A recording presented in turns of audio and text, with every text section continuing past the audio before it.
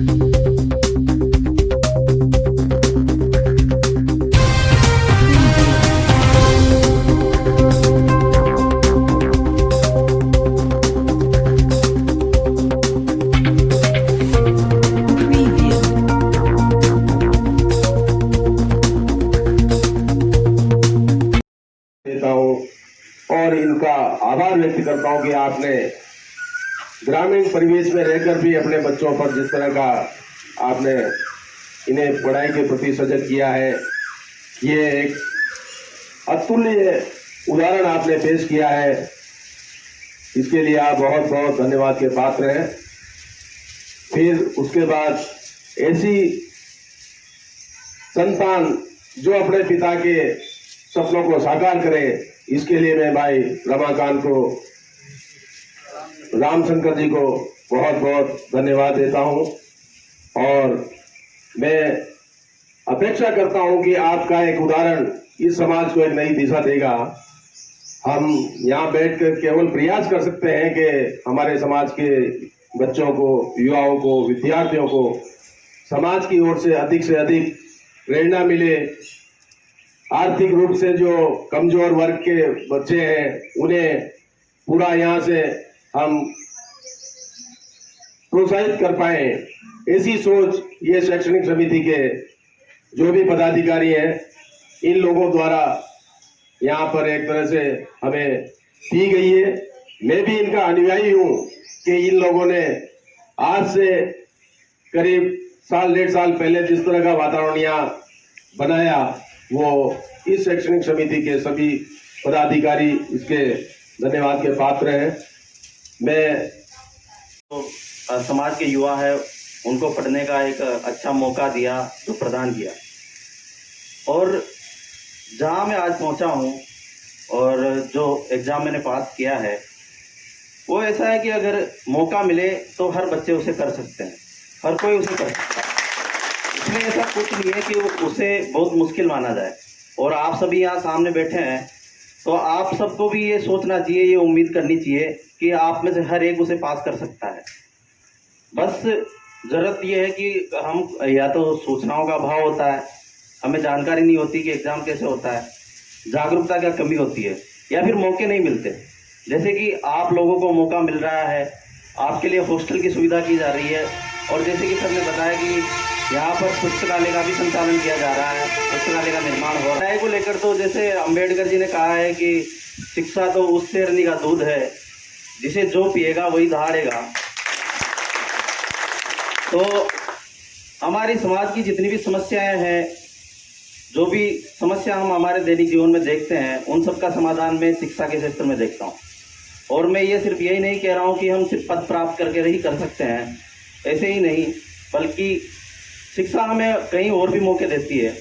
जैसे कि अगर कोई पढ़ते हैं, कोई नई जानकारी उन्हें मिलती है, वो नवाचार सीखते हैं, इनोवेशन सीखते हैं, तो वो कोई अच्छा व्यवसाय कर सकते हैं, बिजनेस कर सकते हैं, या फिर कोई उच्च पद पर जाना चाहे तो उसका भी माध्यम शिक्षा ही है। सबसे बड़ी प्रतिभा श्री रामशंकर जी को मेरी तरफ से बहुत बहुत बधाई देता हूँ, पूरे समाज की तरफ से बधाई देता हूँ, पूरे बूंदी जिले की तरफ से बधाई देता हूँ, क्योंकि ये अपना पहला मौका था जहाँ अपना ही एक बूंदी जिला था जिसको सबसे पिछड़ा वहाँ इसमें माना जाता था। इसी का अपना आज टेक टूट गया है, तो अब अपन इस पे विश्वास रखते हैं कि नेक्स्ट टाइम पे इनके मार्गदर्शन पे चल के अपन सब आगे बढ़ने की कोशिश करेंगे और मार्गदर्शन इनसे लेते रहेंगे। और दूसरी बात जो रामशंकर जी ने जो बताया है कि अभी भाई गांव में बच्चों की शिक्षा के इनके प्रति जो सिचुएशन है, और ये मेरा भी मानना था, जैसा तुलसीराम जी बता रहे हैं कि वहाँ से गाँव से अपन ने स्टार्ट कर दी। 5-6 फोरम जो आए थे उनमें सब में 80% प्लस परसेंटेज रही है। तो इन चीज़ों को अपन को ध्यान देना पड़ेगा। ध्यान देंगे तो वो परसेंटेज कहाँ से आई, वो वहाँ से निकल के आई है। जब अपन वहाँ नीचे के बेस को मजबूत करेंगे तो आने वाला समय अपना अच्छे परसेंटेज पे रहेगा। और इस परसेंटेज के साथ साथ मेरा खुद का ऐसा मानना है कि जो लगन और टारगेट वो जरूरी है। इसमें जब तक इसका लगन और टारगेट को अपन नहीं करेंगे, जब तक संभव होना मुश्किल है। तो अपने ये 50-60 बच्चे जो यहाँ रहते हैं सारे बड़ी लगन से यहाँ अपनी तैयारी कर रहे हैं, पढ़ रहे हैं। दिल्ली, कोटा, जयपुर में कुछ नहीं रखा है। आज के टाइम पे यूपीएससी में जो टॉप 4 जो बच्चा जो आई है, उस टॉप 4 में से 2 का आज मैंने वो स्टेटमेंट पढ़ रहा था। उन्होंने लगन से एक जगह स्टेबल होके आप करोगे तो सक्सेस होगे। साथ साथ में उनके पिताजी, भाई, चाचा जी जो भी उनके साथ में है, सभी को सपरिवार सभी को मैं बहुत बहुत बधाई देना चाहता हूँ। और अपने बच्चों को और अपने समाज के जितने भी जो महान होते हैं, मेरी तरफ से बहुत बहुत धन्यवाद टाइम निकाल के। आज आप जिस प्रकार खुश हैं और आपका स्वागत सम्मान हुआ है, किस खुशी से आपका स्वागत सम्मान हुआ है और क्या उपलब्धि हासिल की आज आपने इतनी बड़ी?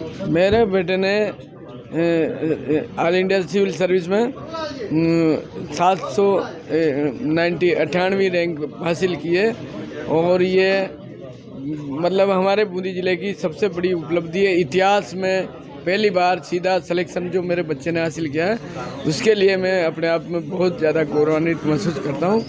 और किस प्रकार आपने बच्चे को इससे जोड़ा? आप क्या करते हैं? कैसे? मैं गवर्नमेंट 3rd ग्रेड टीचर हूँ और मैंने इसको 5वीं तो मैंने अपने पास पढ़ाया था।